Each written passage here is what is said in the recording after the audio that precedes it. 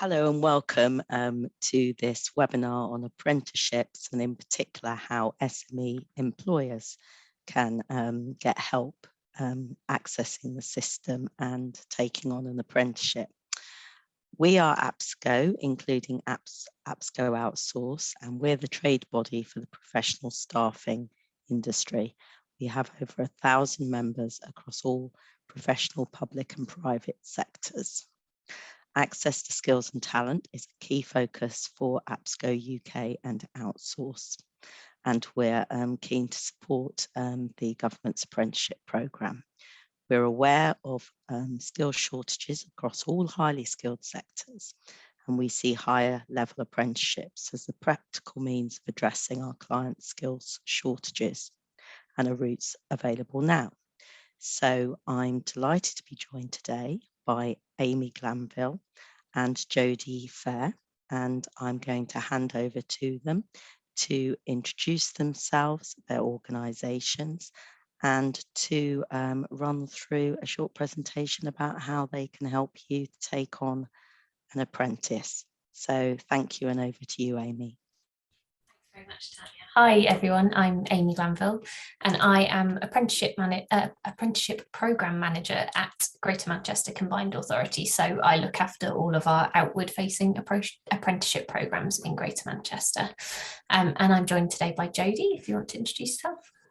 Hi, yeah, I'm Jodi Fair. I'm the manager of the Apprenticeship and Skills Partnership down the opposite end of the country, Amy, right down in the south, covering the Solent area and the Enterprise M3 area.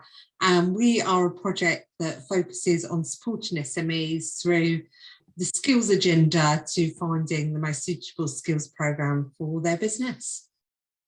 Thanks, Jodi. And so Jodi and I know each other because we're part of a national network of these apprenticeship hubs.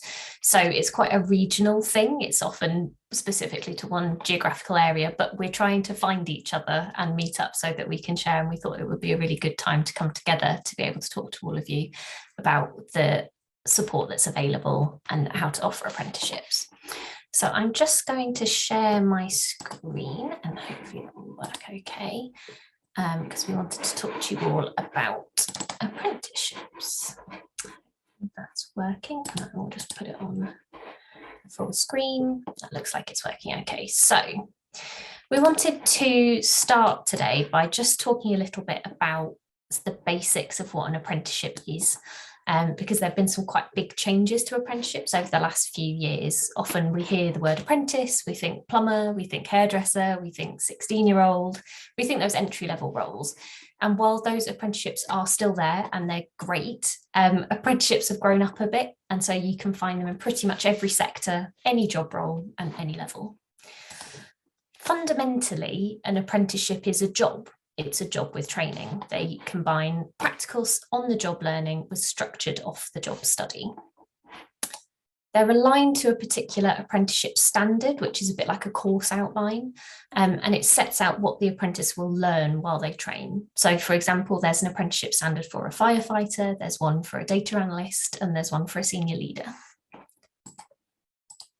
All apprentices, regardless of what subject, what job role it is, they must spend at least 20% of their paid hours in what's called off-the-job learning. So it has to be different from what their sort of normal function of the job is. That's structured training. And that could be one day a week. It could be bits and pieces throughout the week. It could be block release. It all depends on the standard and the employer's needs. They're quite flexible.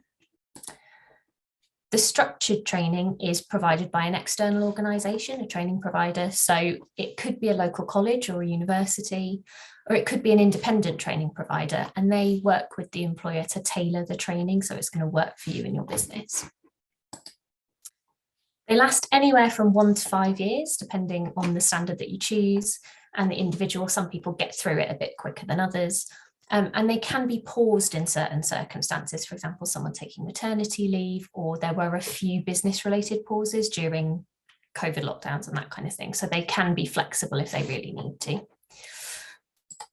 And they're open to anyone aged 16 and over. There is no upper limit and they're open to existing staff as a form of CPD, as well as to new recruits. So as long as the training will be new to them and it's relevant to the job role, they can do an apprenticeship.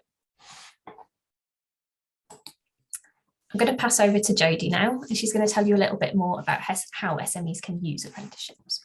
Yeah, thanks, Amy. As Amy's already said, you'll probably know apprenticeships from, it being young people, and absolutely can't emphasise enough that it is still a really valid way of recruiting and training entry level positions into your organisation. So sort of developing that talent pool, making sure that you're sort of looking to the future, looking at your succession planning, and starting very early on those sort of foundation level roles to move on up and to make sure you've got those people flowing through and into your organisation. So first point is that is still a really valid way of using an apprenticeship. However, what most people still go and look at all those myths and misconceptions that are out there about apprenticeships. Most employers don't know that you can actually use them for your current staff. So, you can use them for technical skills, for management skills. One of the examples I really like to use is, it is one of the cheapest ways to get a master's degree. You can get a master's degree in senior leadership for just over £1,000, which I know when I speak to employers out there, that absolutely blows their mind. It's a real opportunity for you to be looking across your business and seeing, number one, what gaps are there? What are you finding particularly hard to recruit to? And really trying to focus on those skills. And there are a lot of people out there. I think especially in the pandemic, it's made us all reflect a little bit on our lifestyle, on what we do, on how we do it. And I love this term career switcher. People are sort of going, do you know what? I've done this all my life. I've loved it, but now I want to do something I'm really passionate about. And an example I've got recently actually is that I had a fully qualified pharmacist come to me and say, Jodi, I've trained 10 years and been doing this job for 10 years. And I watched my wife go to work every day, and she's a teacher. She's so passionate about what she does, and she really embraces each and every day. And I'm not feeling that anymore. I'm not feeling that about my job. So he wanted a total career change to go into IT and digital. So he made that decision that they were financially in a position where he could do that and he could retrain into IT. And he got into a local IT company. He's, more mature, has got all of those transferable skills that come with his previous career, which was really responsible. And now, he's bringing that into a new company and retraining in a different sector. So that little diagram there just says, there are lots of people out there that are experienced professionals. The example we've used here is a finance professional. They want to look at being a software developer. It's their passion. It's something perhaps they've dabbled with at home, but now they want to make it their career. You end up with someone that is so well-rounded, that's got that financial experience and that technical experience, because you've given a career switcher a chance, and you've really looked at that to fill your skills gaps where potentially in areas that you are finding it really difficult to recruit. It's a really cost-effective way as well, as I said, to gain those industry qualifications, anything from HR to IT to management, all of which can be accessed through the 700 plus standards that the apprenticeship programme is. Amy, back over to you. Thanks, Jodi. So we wanted to talk to you a little bit about the support that's available for apprenticeships as well, so for SMEs in accessing apprenticeships, because we know it's not as complicated as it might be, but it can be a bit complicated if it's the first time you're coming to it. It's a new thing that you're experiencing. So we wanted to talk a bit about the support that there is there for you. And first of all, to be really clear, there is lots of financial support for the apprenticeship training. So it doesn't cover the salary or the on costs of an apprentice, but it does cover the actual cost of the apprenticeship training. So if when you're engaging an external training provider, you're paying them very little, if anything at all. So if you're an SME, either you can pay a very small co-investment, which is usually in the region of something like, it's usually less than £1,000. or most of the time you can access funding through a levy transfer scheme, which I'll talk a little bit more about. But basically it's where a large company with lots of funding to spare shares them funding with you, and that means that the apprenticeship training will cost absolutely nothing. So it's a really, really cost-effective way to do training, and it's really worth making the most of. In terms of practical support though, there are a big range of apprenticeship hubs across the country. That's where Jodi's from, that's what I look after. And they provide practical, hand-holding, hands-on support through the whole process of setting up an apprenticeship and taking on an apprentice. They can help you choose a standard, find the right one that's going to fit with the role. They can help you find a training provider. And I've put on this slide just a list of the ones that we know of so far. Like I say, they are quite regional because they tend to be funded through local authority funding. But this is not an exhaustive list. We know that there are more out there. Just the other day, I found out that there's one in Leeds that isn't in our network yet, so they might be joining us soon. But we know that they're out there. So if they're not on our list, it's always worth having doing a bit of research and doing a bit of Googling, because there probably is some support out there for you. As I said, many apprenticeship hubs offer a levy transfer service. They might also call it sharing or matchmaking. So it helps you find funding for the apprenticeship training. And even if they don't run one themselves, they'll be able to show you the appropriate service for you, because there are some national services, for example. And there might also be additional financial incentives for you, depending on your location and on the age of the apprentice. So you might have heard about apprenticeship incentives. There have been some quite high profile apprenticeship incentives that have come from central government. They're actually coming to the end now. We hope that we might get a last minute reprieve and they'll be extended, but we've not heard anything about them being extended. So we do think that they're coming to the end. But individual local authorities sometimes offer incentives to take on apprentices, and particularly for younger apprentices, there are often incentives in the region of a couple of £1,000. So it's worth doing some research, and if you're working through an apprenticeship hub, they will be able to tell you all about what incentives are available. And the other thing to remember is that your training provider, once you've engaged them, they will be more than happy to help you with any stage of the apprenticeship process. It's worth remembering that they're not impartial. So until you've actually put in place a contract with them, they are trying to win your business. So they're not going to be impartial, but the vast majority of training providers are great. So they're going to be really, really helpful, and they're doing it for the right reasons.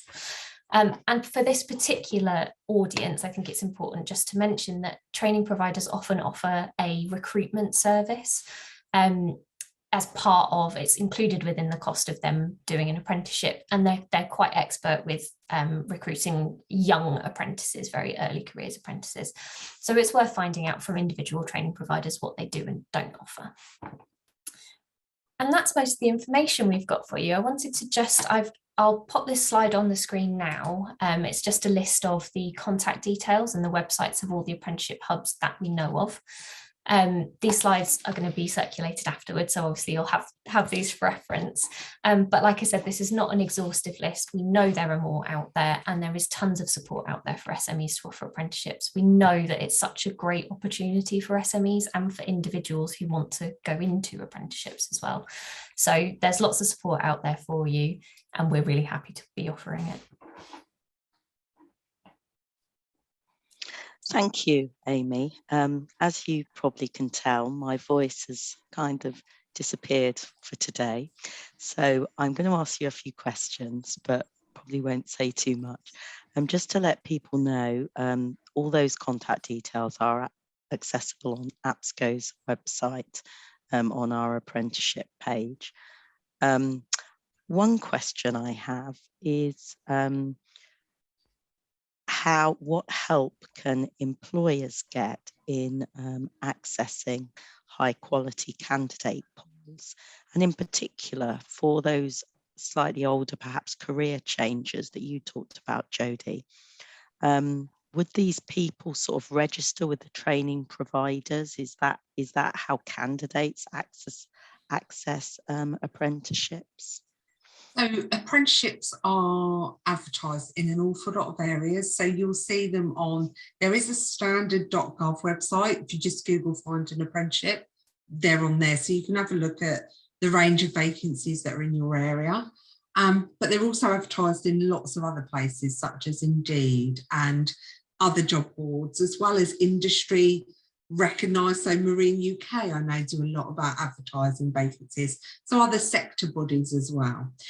What I think is really key is that if they are on the job boards, you must think about when you're recruiting someone, what salary are you going to offer? Because if you're looking for a career changer, invariably they're not going to go for the apprenticeship wage. So you need to pay a fair wage for the job, the job you're asking them to do, especially if you're looking at level 4, 5, 6 and 7, you would expect the salary to recognise that. The SMEs can get a lot of support. As Amy said, we're here as Apprenticeship Hubs to absolutely help and support you. That's what we're here to do, and we will handhold you through all of the process. But the training provider will also provide that support as well. Once you're linked with the most appropriate training provider, they'll really happily help you source candidates. There are also the usual ways that you would recruit as a business, whether that be social media in the local paper, all of those routes. But ultimately, it is a bit of a partnership between, a hub, if they're available in your area, the provider, but also you as an employer and how you normally get your vacancies out there. I think there is, Tania, as well as we do, there is some interesting challenges around recruitment at the moment, and apprenticeships haven't gone unaffected by that. What I would say is, for a good, solid apprenticeship opportunity that appeals to a career switcher with a salary that reflects the job and perhaps the experience they'll bring, will still result in some really good opportunities and some really good candidates. Amy, I don't know if you had anything you wanted to add to that. Yeah, I think you're absolutely right, Jodi. And I think one of the benefits of working with training providers and with hubs is that we have quite good links with other organisations as well. So we'll tend to know the right person in the job centre who'll be able to send the right candidates to you. We'll tend to know women in STEM networks in your area and that kind of thing. So we can get you connected up with as many places as it's appropriate to advertise that vacancy. If you've got a particular sort of candidate in mind, we can help get it out even further. And Amy, once an apprentice has started, sometimes, particularly with younger apprentices, it can be hard to keep them motivated. Can your hubs, or can you offer any advice to employers about how to really maximise an apprenticeship and make a success of it? Yeah, absolutely. I think you're right. It can sometimes be difficult to motivate a new starter, whether they're an apprentice or not. But particularly someone who's young, they might be new to the sector, or it might be their first full-time job. Sometimes it does take them a bit longer to get up to speed. I think one of the nice things about an apprenticeship is that it gives extra structure to an entry-level role, if that is what the type of role that you're using. It can give extra structure, it puts extra milestones in, and there's the training provider there as well, who's taking an active role in sort of motivating people and making sure that they're hitting their milestones. But I always say my top tip with, if you've got an apprentice, or you're thinking of hiring apprentices and you're concerned about really making sure that they're staying motivated and on track, is to put some pay progression into the role. It's up to you how much you pay an apprentice. There is a minimum wage, but we always suggest that you pay as much as the role allows. But I always suggest putting it in as, you say, at 6 months, if you've hit these milestones, then your salary goes up a little bit. At 12 months, if you've hit these next set of milestones, your salary goes up a little bit. I think it really focuses the mind, and it encourages you to have those really structured discussions around development as well. So I've always found that really helps to keep people engaged, and it's my top tip for all employers. No, very, very good, very wise words from both of you there. I've really just got one other question before we finish, and that's really about selling, I guess, the benefits of particularly working with employers, levy transfer employers, and what that actually can bring to the SME company that gets the levy, that receives the levy transfer. It sounds like there's some quite exciting things going on. So Amy, I'll turn to you first. What's your experience? Yeah, so levy transfer, as I said, is a way for large employers who have ring-fenced funding that they can use for their own apprentices, but if they're not using all of it, they can share it with a smaller employer to offer for their apprentices. And it's a fantastic mechanism. It's really, really good. It means that the training is really cost effective. But on top of that, some levy donors choose to get really involved, or more involved with the apprentices at the SMEs that they support. So one really good example of that is Lloyds Banking Group. They're a huge company, they have a really big levy, they share a lot of it. I think they're supporting something like 600 SME apprentices at the moment. And they really see those apprentices as part of the family. They do networking, they get involved, their CEO gets involved with things. They even have a category in their employee awards, which is the SME Apprentice of the Year. So it's someone who actually works for a different company getting a Lloyds Banking Group award. So they really see it that way. And they're not the only levy donor that does that. There are others. And I think it's a really good way to build industry links, to get expertise from a large employer that maybe has a lot of apprentices of their own. They've got expertise to share. It's really worth making the most of. And I mean, I love levy sharing. I think it's fantastic, really, really good mechanism, but it's good in so many ways, because there's the financial support and potentially some really good networking opportunities too. Yes, and I think for our largest members, our outsource and our umbrella company members, that it could add some real benefits and contribute to their own staff development and their own ED&I program. So I think it's a really exciting initiative from that perspective. I mean, Jodi, do you have anything to add to that?